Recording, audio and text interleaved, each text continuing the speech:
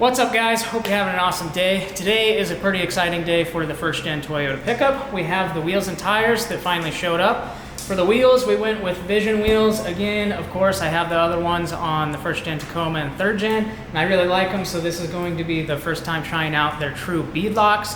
They are an aluminum beadlock. We got the specs down here. They are a 17 by 8.5 with a negative 15 millimeter offset. So that should work out good for what we're wanting to do. And then this is the wheel itself. We have the outer beadlock ring here, nice and machined.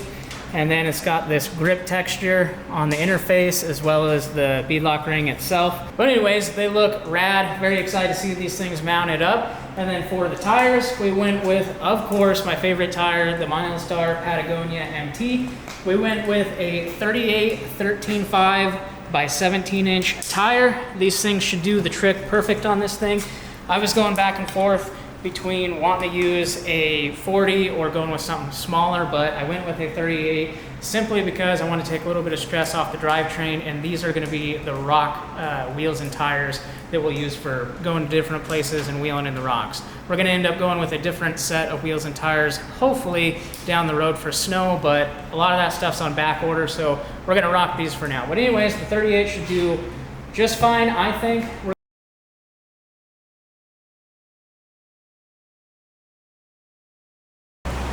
Make your life a little easier. Get yourself an old soap bottle. Windex bottle works great. Put some soap and water in there. You're going to need that for doing the install.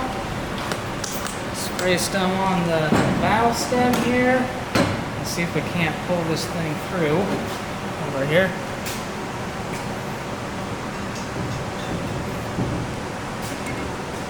Maybe without scuffing everything up.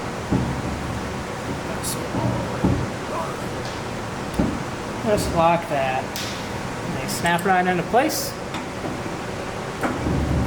And maybe unscrew this so you can put your other air down cap on.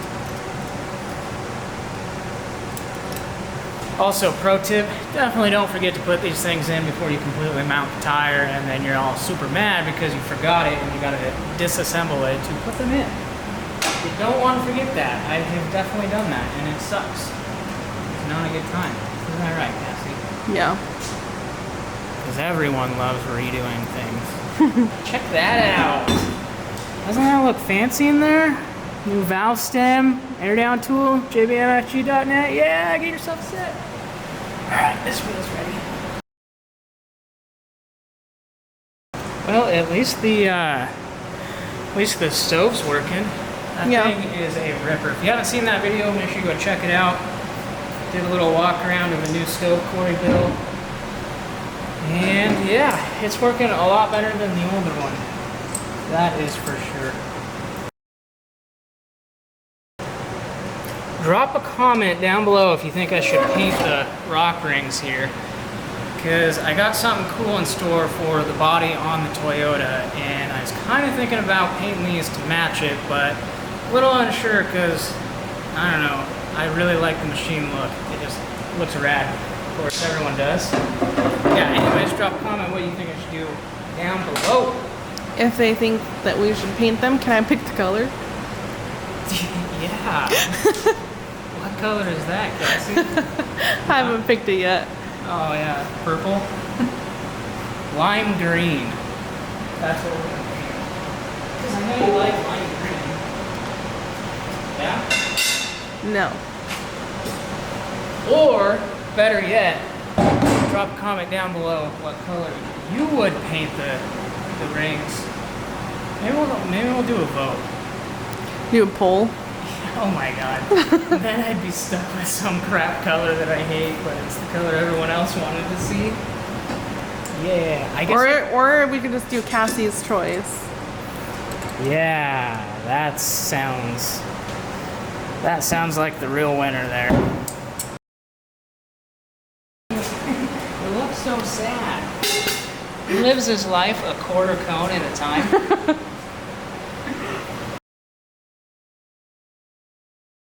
Alright, let's do this thing. You take the wheel over here, set it over here, take your fancy dancy squirter jism tool, and then just kind of, oh, she's a little sticky. She doesn't want to squirt as good. Spray around there.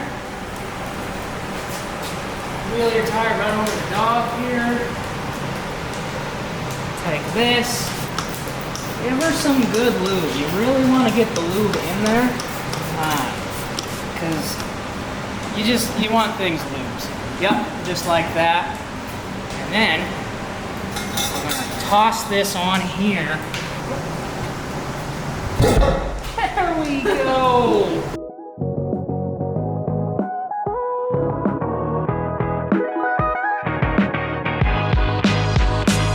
Now that you have the rock ring on there, what I like to do, grab yourself an extremely long extension. That way you can stand up and you never have to bend over, because hashtag getting older. Yeah. Nope.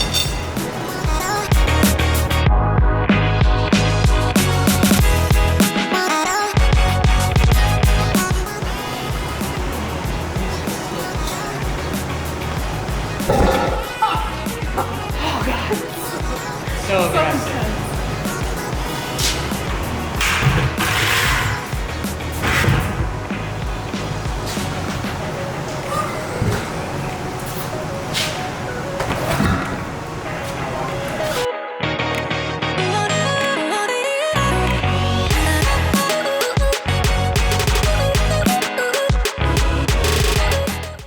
All right, well, we have two of these things.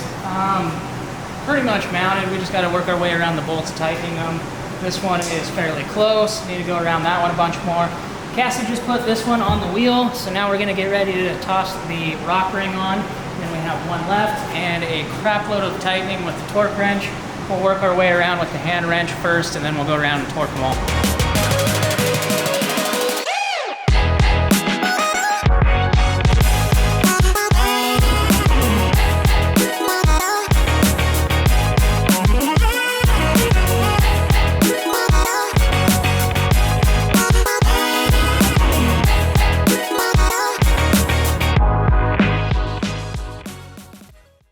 Alright, so we have all the wheels mounted on the tires as of now. As you can see beneath me, we've got them all lined up here. I have these two down here at the end. I've been working my way around them. So the way you do this is, if you've never done beadlocks before, you kind of just work your way around it, tightening it a little bit at a time. Most of them have numbers that are kind of similar to this as far as your torque specs and whatnot. They run it in 20 inch-pounds. This is the number converted to foot-pounds, which is what most of your torque wrenches are gonna be. I don't worry about these smaller numbers, really. I'll show you what I do for that. The only number I worry about is the last one there, as far as using a torque wrench on. So the way I do this is, of course, I got my long extension here, so you don't have to bend over. That just kills your back. You just put them on the bolts here, and then you tighten it just snug with your hand. I use a small wrench here up top so you can not over tighten it, and then you just work your way around in a clockwise motion, just snugging this up. And I'll work my way around, I don't know, 3 or 4 times before I add the torque wrench, and then I'll just go straight to the 20 foot-pounds and keep going around until it stops. And that's pretty much how you do it. You just want to make sure you work these down evenly and not just go straight bottomed out from the get-go, or it won't be torqued down correctly. So that's the way I've done it for multiple other beadlocks, and it works great.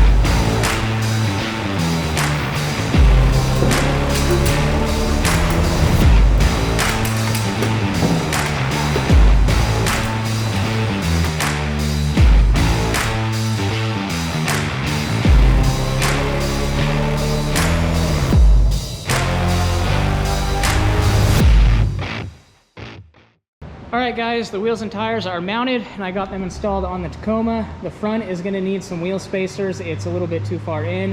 I want it to match the back, so we'll probably get some wheel spacers like on the first gen Tacoma.